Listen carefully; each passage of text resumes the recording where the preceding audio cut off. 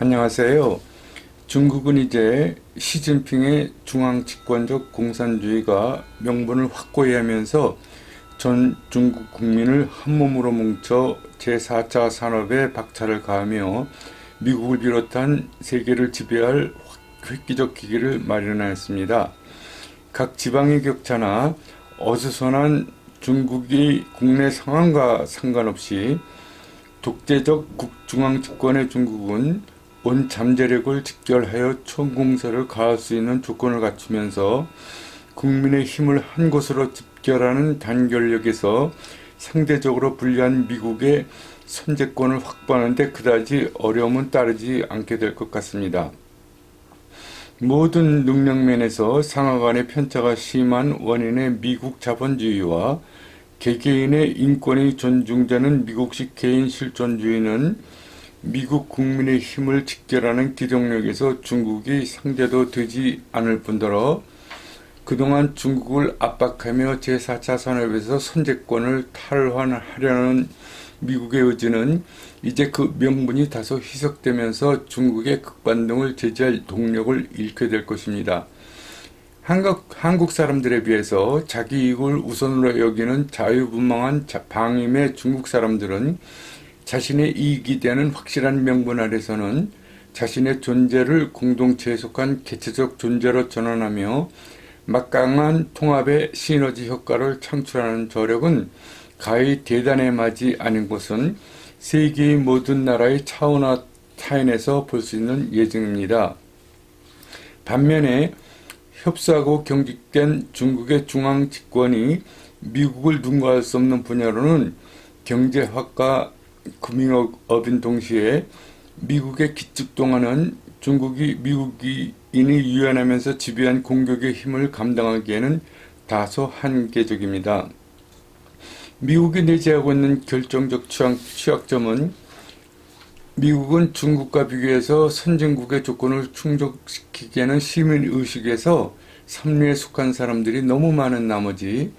그들의 미국의 위상을 고수하기에는 자질과 역량에서 중국에 상당히 불리한 경우로 게다가 이러한 미국인의 생각하는 민주주의는 민주적 시민이라기보다는 방반한 방임적 민주주의로 반면에 중국인은 비록 교육을 받지 못했다 하더라도 자신의 이익을 위한 공동체 의식에서는 서구의 어느 나라보다 인류 시민으로 행동하며 막강한 시너지 효과를 창출하는 것으로 이 점이 바로 중국이 내재한 막강한 가족적 공동체의 저력입니다. 한편으로 미국의 방임적 자본주의가 대변하듯이 미국은 처음부터 특별한 능력을 소유한 소수가 끌어나가는 나라로 미국의 방임적 자본주의와 유연하고 열린 마음의 미국 사람들은 미국을 천재들의 나라로 만들었고 세계에 있는 천재 중 천재들은 자신들의 꿈을 이루기 위해 몰려드는 나라로 제4차 산업에서 가족적 공동체 중국의 힘과 달리 추종을 불허하는 독특하고 기발한 천재들의 힘으로 미국을 보다 막강하게 이끌어 나갈 것입니다. 반면에 한국은 장래 틈새 시장에서 최강자로 자리매김을 하는 동시에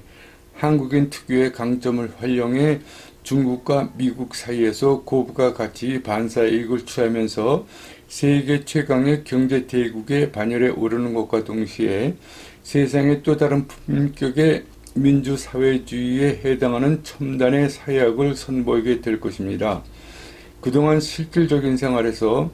다소 구태의연한 반쪽의 진리에 불과했던 한국의 경직된 보수 유교의 가르침과 실질적 현실에서 공허한 한국의 성리학은 이제 서구의 실학과 접목을 이루면서 독일의 마틴 루터를 기반으로 한 칸트와 헤겔의 영향이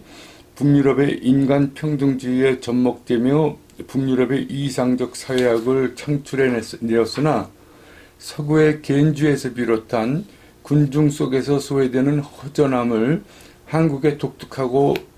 지구한 정신문화와 함께 가족적 공동체 문화는 그들의 영적 갈망에 해답을 제시할 수 있기 때문입니다.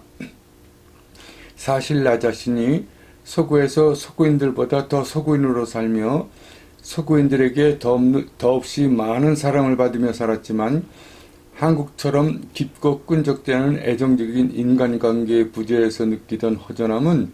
한국에 돌아와 한국 사람들과 인간관계를 맺으며 해소되었듯이 한국 문화에 익숙한 한국 사람들이 서구에서 나이 들며 느끼는 가장 힘든 부분이 한국이 애정적 인간관계로 이제 한국은 최고의 경제사회학에서 사람이 사람답게 사는 첨단적 사회학을 세상에 선보이게 될 것입니다. 인간의 영혼은 천성적으로 애정적인 인간관계 속에서 자신을 실현하려는 각고의 의지를 갖고 태어나는 속성이 있으며 그러한 까닭에 우리 콩 하나도 나눠 먹는 인정의 전통문화가 대변하듯이 이 점이 비록 가난하더라도 돈독한 인간관계를 소유하는 나라에서 일반 생활 속 만족도가 높은 것인 반해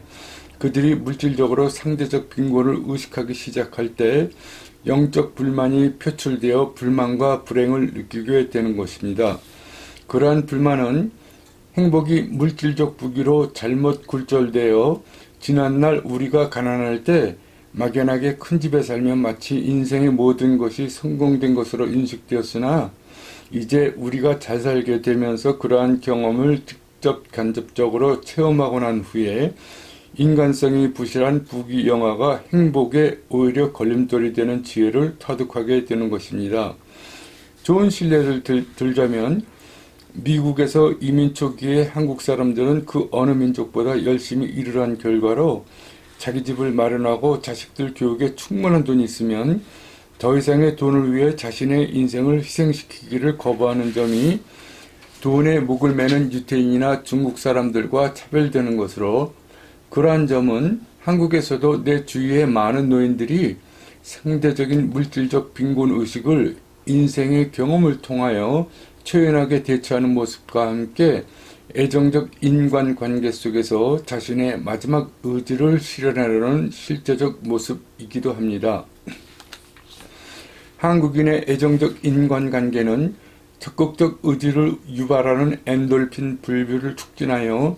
각종 일터에서 생산성을 향상하는 것으로 이러한 점이 바로 한국 사람들이 세계의 어느 민족보다 높은 생산성으로 한강의 기족을 이루고 동시에 장차 세계 최강의 경제대국으로 발돋움할 수 있는 원천적 자원이기도 한 것입니다.